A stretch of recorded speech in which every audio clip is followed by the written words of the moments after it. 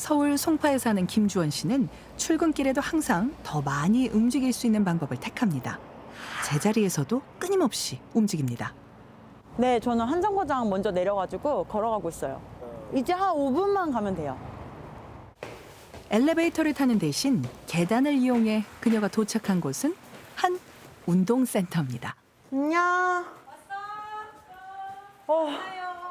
제가 운영하는 다이어트 센터입니다. 집에서 할 수 있는 홈 트레이닝을 가르쳐주는 곳이에요. 16년 차 홈트 전문 트레이너라는 주원 씨는 자신이 직접 경험한 다이어트 방법을 사람들에게 전파하고 있습니다.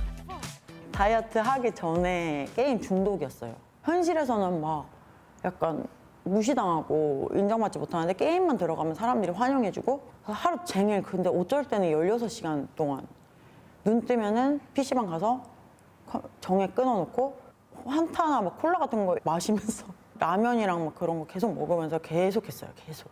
그렇게 2년을 완전 페인처럼.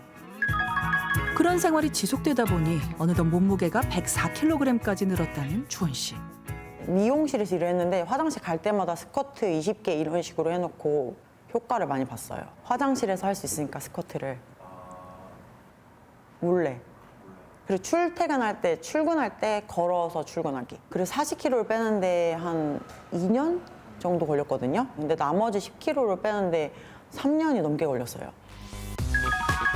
그래서 걷기와 스쿼트를 시작했고 무려 50kg 정도를 감량했다고 합니다.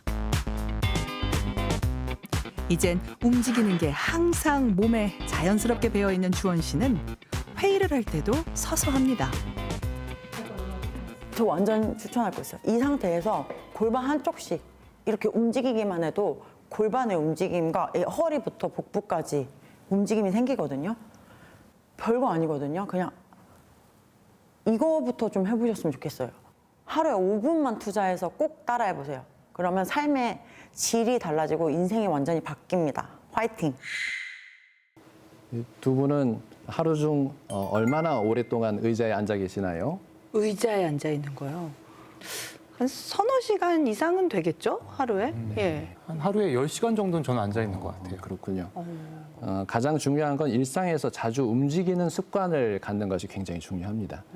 연구에 따르면 장시간 앉아 있는 사람들에게 간헐적인 움직임이 아주 효과적이다라는 그런 연구 결과들이 있는데요. 최근에는 그래서 니트라는 개념이 굉장히 중요해졌습니다. 혹시 니트 운동법이라고 들어보신 적이 있으신가요? 니트를 입고 운동하는 건 아닐 거고 뭐 여러 가지 처음 생각이 들어봤어요. 네, 니트는 Non-Exercise Activity Thermogenesis라고 하는 그런 영어 문자의 약자로서 비운동성 활동 열 생성을 뜻합니다. 쉽게 말해서 운동이 아닌 일상에서 발생하는 작은 활동들을 의미하는데요. 예를 들어서 서서 뭐 핸드폰을 들고 전화를 한다든지, 전화를 하면서 왔다 갔다 움직인다든지, 또 계단 오르기나 산책하는 것이나 또 약간의 작은 움직임들을 통해서 혈류가 조금 더 원활하게 하는 그런 약간의 움직임을 말합니다.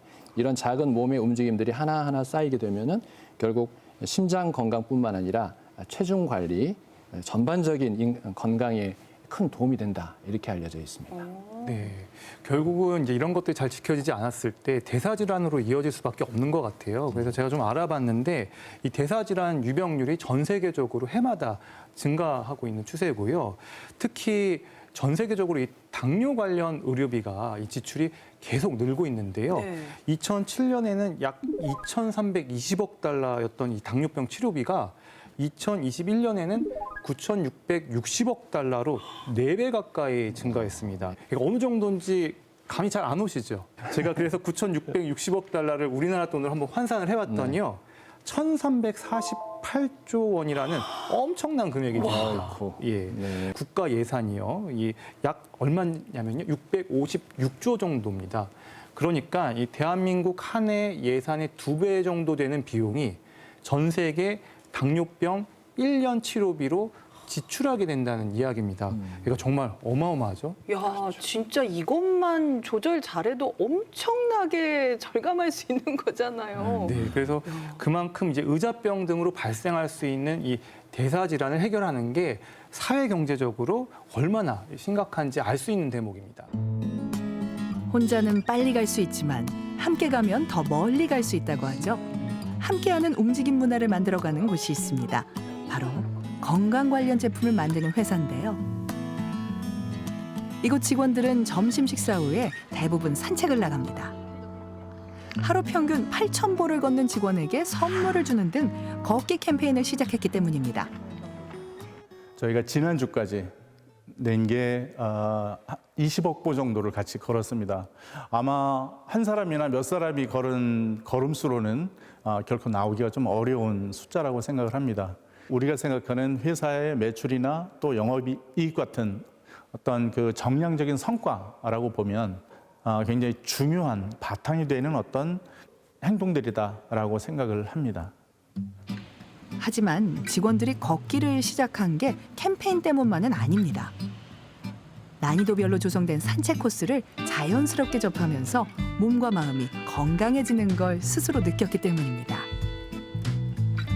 걷기 캠페인을 하면서 제가 살이 좀 되게 많이 빠졌거든요. 걷기 시작하고서 6kg 정도 빠졌습니다.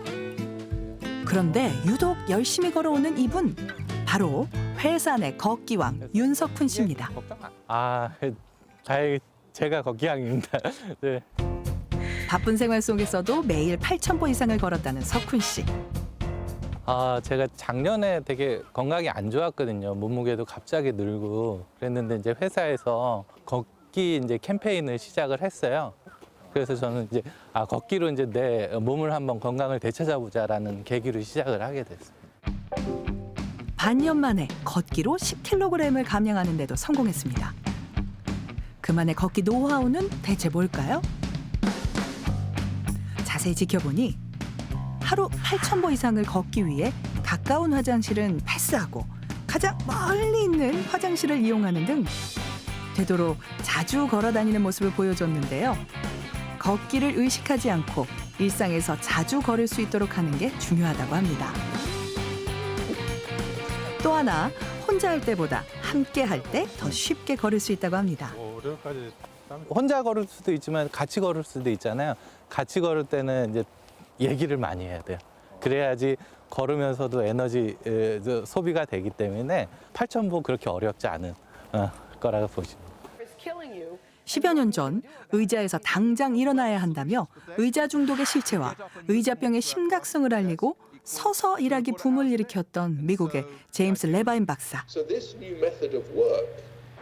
의자병 탈출 방법에 대해 그의 이야기를 들어봤습니다.